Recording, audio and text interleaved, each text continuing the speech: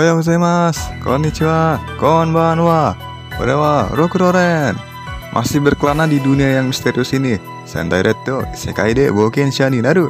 Di sana saya bertemu dengan si penyihir agung Yidora Arfon dan Asagaki Togo. Kizuna Red do, member Sentai merah dari Banzo Sentai, Kizuna 5. Setelah pertarungan yang cukup panjang, akhirnya Maximum Kizuna Kaiser menunjukkan jurus baru dengan Great Band Sword. Lalu tiba-tiba setelah pertarungan yang panjang, mereka dihadang oleh salah satu petinggi musuh dari anggota iblis kerajaan yang ingin melepas segel dari Ratu Iblis yang disegel pejuang dari Isekai 1000 tahun yang lalu. Dan nampak masalah ini juga membuat si Xiaoha aka Royal Scepter harus menampakkan diri. Singkat cerita, sepertinya mereka beraliansi dan diperbolehkan menginap sementara di Menara Sihir Ibu Kota. BTW saya belum pulang, jadi yang lagi bahas Digimon di Real World itu cloningan saya. Saya akan lanjutkan petualangannya, jadi jangan lupa like dan subscribe ya. So, langsung aja deh masuk ke cerita episode kali ini. Selamat menyaksikan. Impian penyihir agung di Isekai. Cerita berawal dengan scene di kota Avalos, Menara Sihir. Si Wargreymon yang lagi disembuhin oleh para penyihir dan dibiarin istirahat di suatu kamar, tentunya ditemenin sama Louji, dan tentunya si Xiaoha ini udah nyiapin resep untuk ramuan yang dapat menekan penyebaran benih mana di tubuhnya. Lalu Yidora nanya, kok tahu cara ngatasin penyebaran benih mana dengan ramuan itu? Ya karena dianalisa lah. Dan juga didukung keluarga kerajaan membuat dia nggak bisa bikin keributan. Faktanya, emang anggota keluarga kerajaan punya benih mana, tapi kasusnya bukan buat dipakai, melainkan untuk bersaing antar bangsawan. Punya berapa biji lu? Kayak gitu. Bahkan dipakai buat mencegah militer darurat. Kemudian pas tahu itu asalnya dari iblis kerajaan, ya dia yakin nantinya bakal pada dikumpulin ke Menara Sihir, mungkin buat diteliti. Lalu Xiaoha menuntun Red dan Yidora untuk ke kamar mereka staycation, karena pastinya disuruh staycation di sana, ya bukan di Oyo. Kemudian sesi tanya jawab. Ya hampir semua yang ada di menara ini penyihir semua, tapi semuanya itu peneliti sihir berstatus resmi. Terbaik dari semuanya, nggak seperti penyihir liar. Dijelasin lagi sama Yidora, ibaratnya penyihir ilegal tanpa sertifikasi. Yidora pun bilang kalau dia punya lisensi. Ya emang negara ini nggak ngatur tentang pelajaran dan penggunaan sihir, tapi buat penelitian dan pengembangan alat sihir itu butuh lisensi. Sisanya harus lolos uji dari Menara Sihir biar bisa diumumkan ke publik. Artinya si Xiaoha ini berkuasa atas semua penelitian sihir sebagai si tongkat sihir kerajaan atau Royal Scepter-nya. Dan dia menggunakan sistem sertifikasi ini dengan tujuan untuk pengawasan total menyeluruh. Wih, kedengaran bagus ya buat mendisiplinkan orang-orang. Tapi ya ujung-ujungnya kaum bangsawan dan ordo ksatria yang diperkaya oleh monopoli sihir ini. Kesannya lo punya duit, lo punya kuasa. Lagi di sini idealisme Yidora pun muncul ya. Teknologi sihir harusnya dipakai untuk semua orang biar bisa bahagia meskipun gak bisa pakai sihir. Memajukan dan menyejahterakan rakyat. Nah, ini nih. Udah mulai bahaya nih.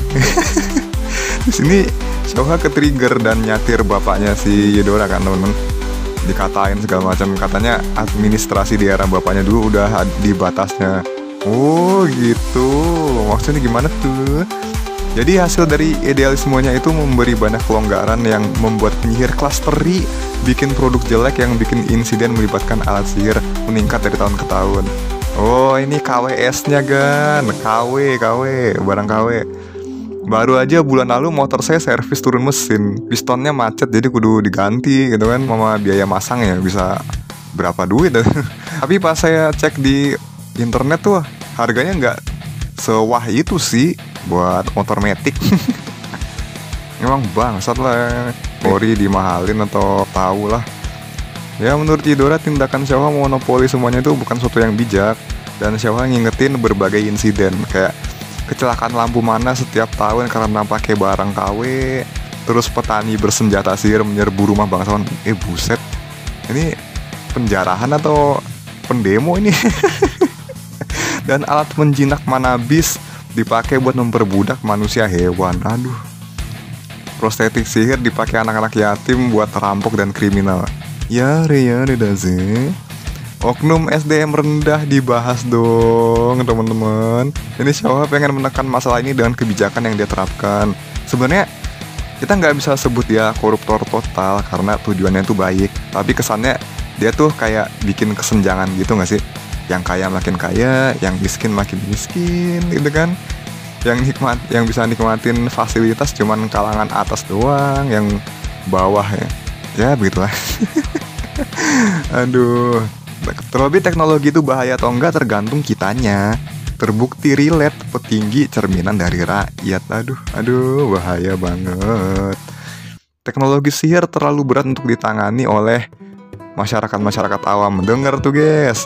Akhirnya jadilah kebijakan yang dirasa mempersulit. Pihak berwajib kan juga dari rakyat. Tapi Xiaohua ini 50-50 deh. Dia justru pengen melindungi ini sih warga dengan kebijakan yang dia buat. Sudahlah. Terus si Red pun setuju juga, soalnya si Red ini ngambil POV dua sisi. Dan dia mempertimbangkan juga keputusannya si Xiaohua gitu kan. Dan apa-apa aja yang bisa terjadi kalau seandainya Xiaohua nggak begini. Belum keluar ngomong, ya elah, Yidora pakai lockout dari LAN, pakai sapu karena ngira si Red ini dukung Xiaohua yang dia anggap koruptor gitu lah. Kebiasaan woman, belum keluar ngomong keburu ngambek anjing. Flashbacknya juga orang-orang gak ada yang mau bantuin karena udah betah sama gaji PNS mereka. Aduh, PNS gitu udah digaji. Aduh, bahaya gak sih ngomong kayak gini. Dikejarlah dengan Kizuna Beast, jalan malam gitu kan. Dan akhirnya setelah berbacot ria, mereka jatuh ke tanah dan akhirnya Yodora mau dengerin Red ngomong. Dan sini Red baru selesai ngomong kan teman-teman. Karena sebelum Yodora pergi tuh tadinya dia mau bacot no jutsu tentang ikatan lagi. Terus mereka akhirnya pulang deh. Dan tengah jalan sempat ngobrolin apa yang harus mereka lakuin untuk impiannya si Yodora. Ya of course, perbanyak relasi dan cari referensi dari mereka sebanyak mungkin. Contohnya Xiaohua yang gak sepenuhnya salah. Terlebih di dunia nyata emang banyak aturan kayak lisensi, uji berkala dan lain-lain kan. Jadi relate ya sama keadaan seperti ini gitu. Apa-apa tuh emang butuh uji berkala dan sertifikasi segala macam. Ya kayak kemarin saya baru perpanjang pajak itunya nomor plat gitu. Siapa bener? Iya bener, tapi berlebihan. Ya, tapi soal sertifikasi sih mau diawasin atau enggak, kita juga perlu berkaca. Kayak kasus Pertalite cosplay Pertamax Yang penting tuh sebenarnya menurut Yidora ya teman-teman, orang tuh mau belajar cara makainya biar nggak salah guna gitu. Idenya juga dengan buka klinik dan pekerjakan guru penyihir untuk rakyat umum. Terus si Red ini juga saranin biar diomongin dulu sama Xiaohua biar ketemu titik terangnya. Jadi balance gitu. Ada aturan, ada juga tindakannya. Walaupun susah, tapi Red akan selalu mendukungnya. Dan ternyata diam-diam si Yodora suka juga. Alah, ngaku aja lah cok. Ngaku sajalah kamu. Dan kemudian Yodora lagi berendam. Pasti lama nih berendamnya. Dia mikir juga tentang mana metal yang mempertemukan mereka. Entah apa yang buatnya mengkristal. Kebanyakan kan karena mana dalam jumlah signifikan masuk ke bijinya ya teman-teman. Habis itu membentuk mana metal ini. Kemudian dia berfungsi banyak, seperti untuk penguat mana, terus baterai alat sihir, ya kan? Penguat mana, penguat sihir, penguat energi sihir segala macam lah pokoknya. Tapi untuk ngeluarin potensi yang lebih besar masih susah. Tiba-tiba bercahaya dan Red muncul di depan komuknya. Very bad. Kenapa bisa begitu? Ternyata awalnya Red lagi nengokin Loji lewat jendela buat ngucapin makasih doang. Dan si Loji sendiri masih dingin sama Red ya teman-teman.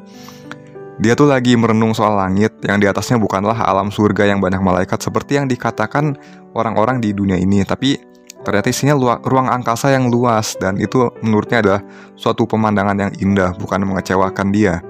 Dia suka dengan pemandangan seperti itu. Tiba-tiba Red bercahaya kan teman-teman. Katanya ini emergency Kizuna Warp. Buset dah langsung hilang cok. Dijelasin deh di depan Yidora sambil recap. Red manggil teman-temannya dengan fungsi Kizuna Brace yang ujung-ujungnya mereka kepanggil dalam keadaan udah berubah. Masih sama aktivitas masing-masing pula. Lihat lagi makan ramen, lagi teleponan sama klien dan lain sebagainya. Dan mungkin ya ini emang butuh Kizuna energi yang kuat untuk memicu warpnya, teman-teman. Apakah mana metal bereaksi oleh Kizuna energi? Ya mungkin itu penyebab mana metal mengkristal ya, teman-teman. Jadi seperti itu kesimpulannya. Recap lagi, menurut pengembang Brace dan Kizuna Beast, yaitu Profesor Pythagoras, Kizuna energi itu semacam hubungan primordial yang membentuk segala sesuatu yang ada. Segala sesuatu yang ada. Jadi adalah sumber energi universal yang mengatur penciptaan segala sesuatu. Ya singkatnya, semua perlengkapan mereka tercipta dari Kizuna energi lewat Brace-nya. Jadi nggak heran Kizuna Beast bisa disummon red sendiri. Mungkin dengan konsep penciptaan dari narasinya. Lalu untuk warpnya itu pakai konsep tarik-menarik, dan yang dipanggil itu dipecah ke level atom dan tersusun kembali di tempat si pemanggil atau semacamnya. Dan kemudian jadilah warp itu. Mereka ambil kesimpulan harusnya Red bisa pulang dengan warp itu, tapi warpnya nggak bisa menembus pembatas kedua dunia. Manuk di akal ya, lagi pula ini bukan teleportasi kuantum, teman-teman. Jadi sih yang memanggil Red ke Isekai itu adalah suatu kekuatan yang misterius, yang lebih misterius lagi. Tapi faktanya mana metal itu mengandung Kizuna energi.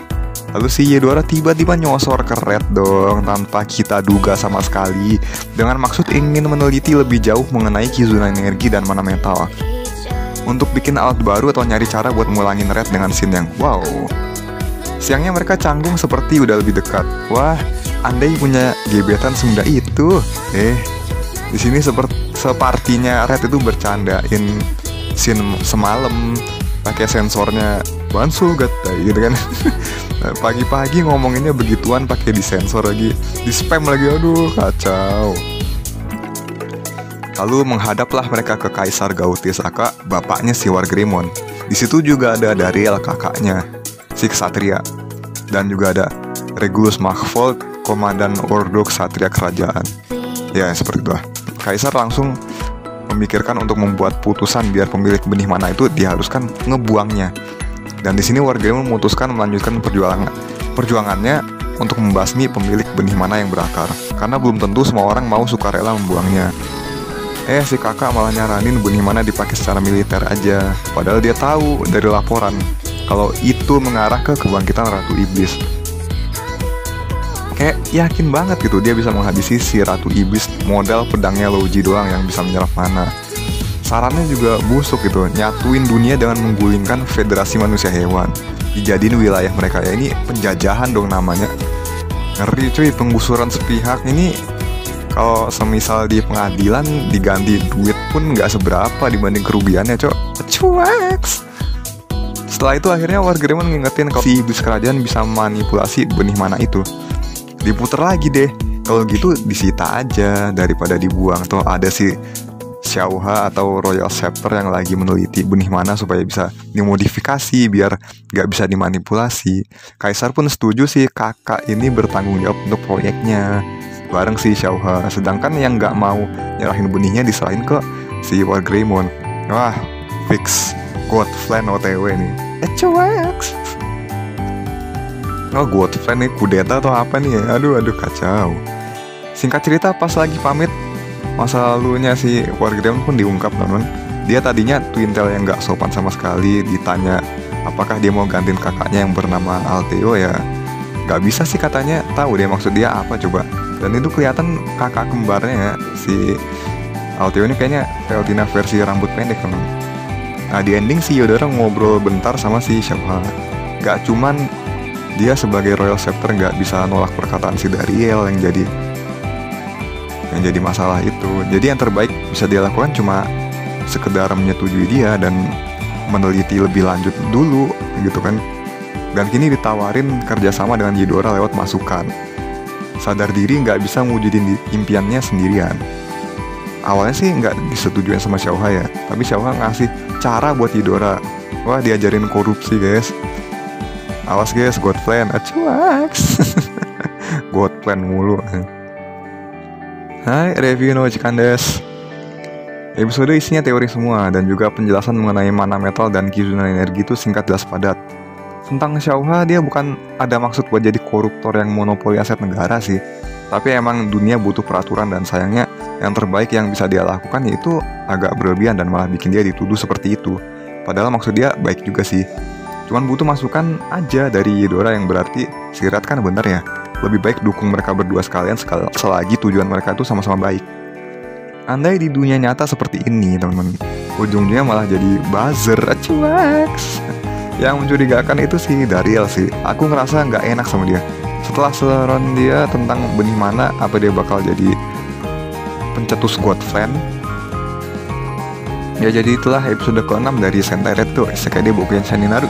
Silahkan komentar di bawah. Kadang salah dalam ucapan saya, makasih maaf yang sebesar-besarnya. Terima kasih sudah menonton. Jangan lupa subscribe dan like video ini. Akhir kata saya Rukun undur diri. Hai, Rukun Oscar Way. See you.